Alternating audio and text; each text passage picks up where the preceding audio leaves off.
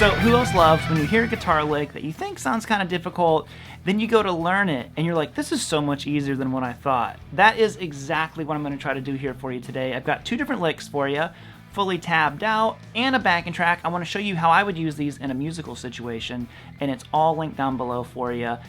Today is actually sponsored by you guys. If you would subscribe, that would be great. So let's dive on into this, less talking, more rocking, and let's get it.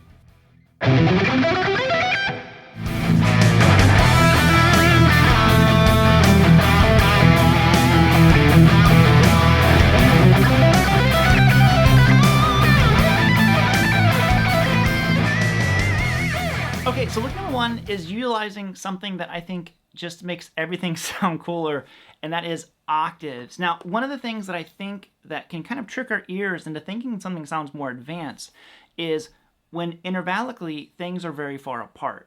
Now, you can kind of deceive even that by using octaves. We're just using the same notes, and the intervals are not that far apart. So when you hear licks that are kind of like, all those, sometimes they sound more difficult because the notes are kind of far apart. When you have octaves, it can kind of do that same effect without actually needing to be this huge stretch or something like that. And there's a couple things that come into play here, I think, that make this lick, it sounds cool to me anyways. You might hate it. You might hear that lick and be like, bro, I'm not learning that. And I can't blame you, Not everything's going to be cool. But I like the way that this stuff sounds. So technically, if you want to break it down, I believe this is a sharp 11 chord. I'll be totally honest, I don't view it that way. I'm viewing it as the backing track went to a C, and I just went to a C, and I continued to play my scale in octaves. That's literally all I'm thinking. I'm not thinking like, I need to make sure I get that sharp 11 in there, and when I do the chord, I'm like, maybe I should outline it a little close. No, I don't think about any of that stuff.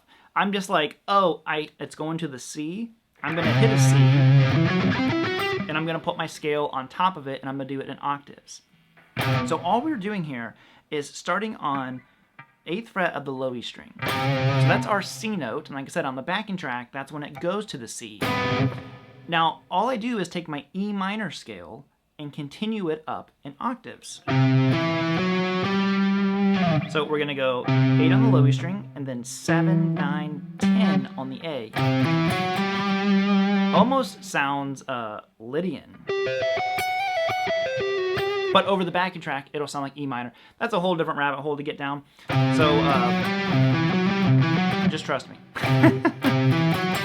on this one. So that's our shape. And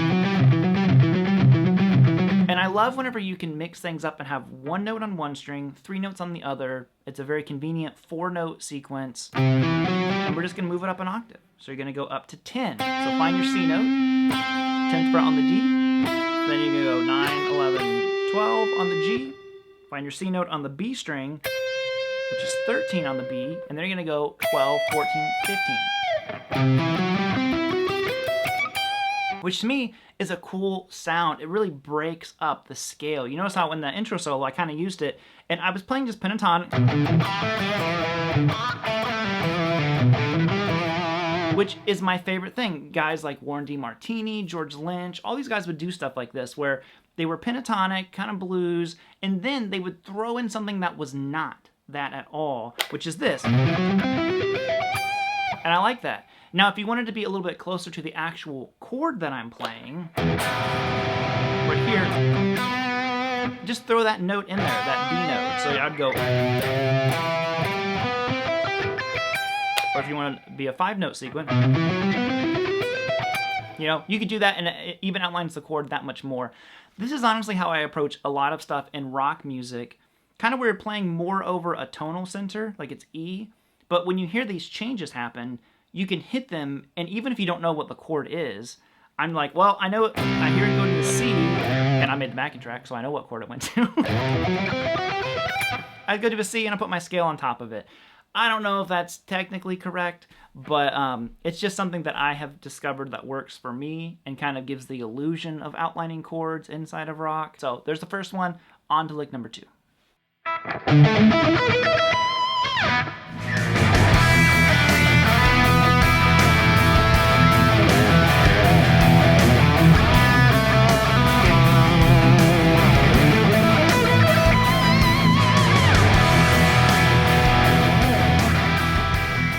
Okay, so next we have the Steve Vai special. I don't remember the Vai song I learned this idea from. It's the one that goes, I